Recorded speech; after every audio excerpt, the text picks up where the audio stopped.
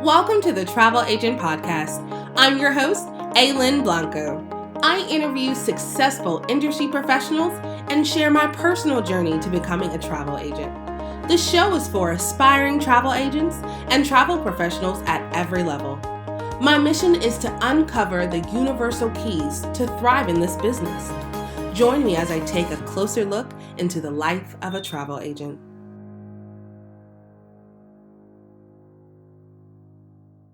Hello, and welcome to another wonderful episode of the Travel Agent Podcast. Today, we have another amazing, fabulous guest who is going to introduce herself. Hello, I am Tadasay Robinson, the owner of Bach Deluxe Travel here in New Orleans, Louisiana. I am very excited to be here today. We are excited to have you. So, we start the show with telling the story of becoming a travel agent. Yes. Okay, so though I officially became a travel agent recently, I have been navigating the travel waves for over 15 years. I actually booked my first international trip when I was 17 years old and have been busy ever since. Girl trips are my lane. I love booking travel with my girls, so that is why I developed Bach Deluxe Travel. We specialize in girl trips, birthdays, anniversaries, really small group travel to New Orleans. So really, I stayed in New Orleans ever since Hurricane Katrina. I fell in love with it. And I really want to introduce New Orleans, the true New Orleans, to people so they can discover its arts, its history, its culture. There's more to New Orleans than Bourbon Street and Mardi Gras.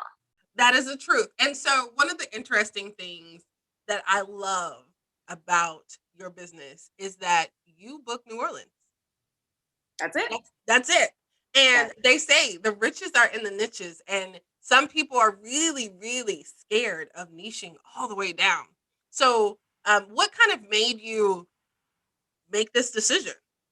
Sure. So when I first thought about travel, everyone says you should start with what you know and what you love. So I know New Orleans like the back of my hand. I love New Orleans. I'm a resident here. I've stayed through hurricanes. We just had a freeze, snowing.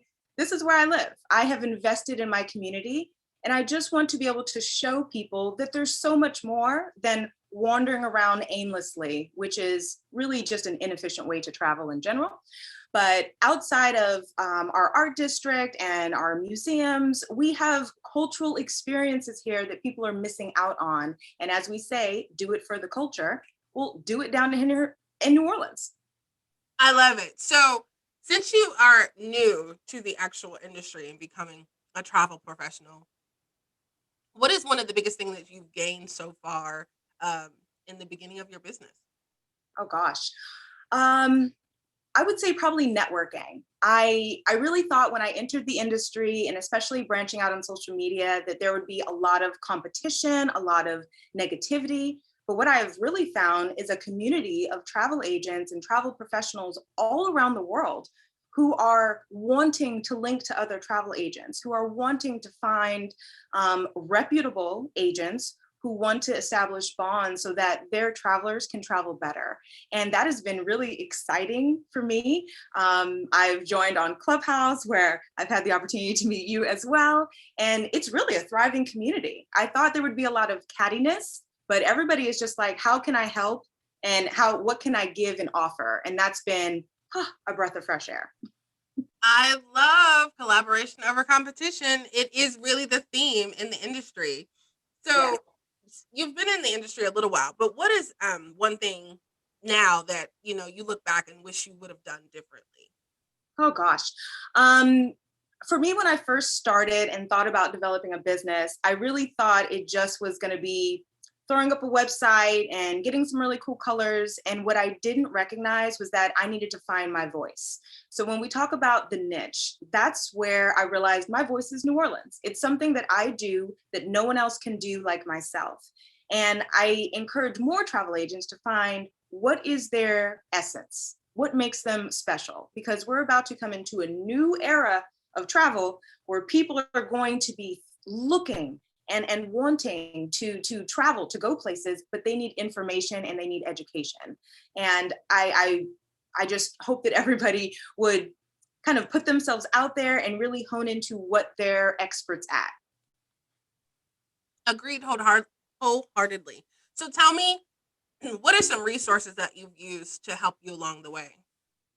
Sure. I actually I actually worked with a brand coach and brand strategist.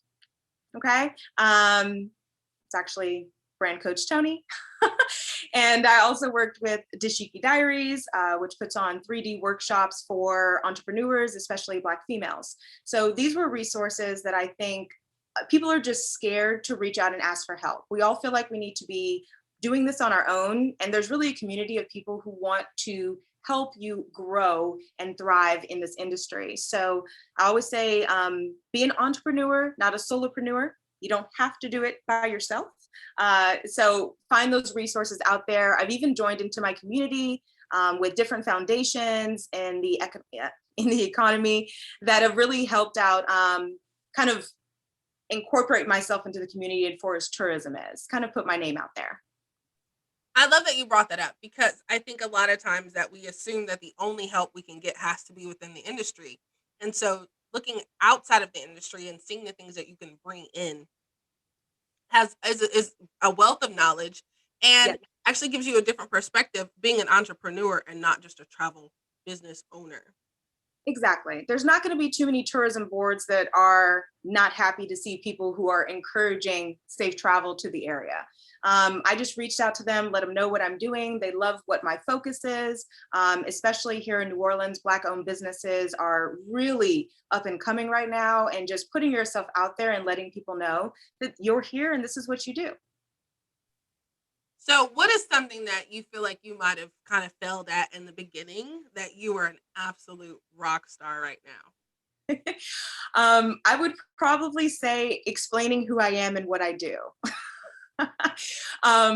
I think in the beginning, and a lot of travel agents and professionals may struggle with that, is do you want to be a brand or the face of your brand? So it's hard sometimes to put yourself out there. You just want to act as a business.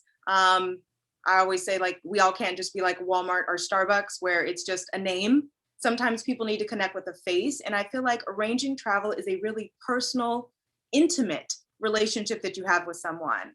For my clients, I speak on the phone with them. I want to know what time they like to wake up, what time do they go to bed, what do they like to eat, what their budget is. We have to have real conversations so that I'm accurately arranging your travel. Otherwise, you could have just booked that yourself. Are there any habits that you've created that have made running a travel business easier? Oh gosh, yes. So one of the first things I learned was to set boundaries. Okay. And sometimes that's hard because being a travel agent myself, I'm accessible everywhere. You can reach out to me on social media. I'm on Instagram, I'm on Facebook. You can slip into my DMs, you can schedule an appointment. I want to be accessible, but I have to set boundaries because there is business and there is my home life. And I want to make sure I can keep those two separate so that I'm encouraging my business. I'm putting my full energy into it. I'm all about self-care and self-love. And I think sometimes as entrepreneurs, especially when you're working from home, you want to be available all the time. You want to work 24/7. You don't want to miss one lead. It's going to be all right. It is going to be okay. To be there. And lastly, like, I just feel like this is really important to talk about. You started your business during a pandemic. And so I just kind of want you, if you don't mind, to speak to speak to following your dreams and doing it scared. Absolutely. So I'll just jump right on that one. I decided to start my business in a pandemic because my strength comes from my faith. So I don't put limitations on myself that are not actually there. If something was placed on my heart to do it, then I'm going to step forward and go do it. And I encourage everyone to do that. Who am I to say that people are not going to travel? Because they are. I know they are because they're coming to the airport. I see them. Just like we thought people weren't going to be traveling internationally, but they are. People will find a way to do what they want to do when they want to do it. And all I have to do is be available and be my authentic self. If that wasn't a great answer, I don't know what was. Thank you for that. This interview was awesome. Thank you so much for coming to the show. If there's any information that you need, it will be on the Travel Agent Podcast /blog. Just thank you. This was really helpful, and I hope it inspires someone who is looking to get into the industry to just do it. Thank you so much again. Thank you so much. Have a good one. Thank you for joining the Travel Agent Podcast. Don't forget to subscribe, rate, and review. Visit thetravelagentpodcast.com for more information about today's episode and other travel agent resources. Be sure to tune in every Thursday for new episodes. Until next time, continue to build a travel business you love.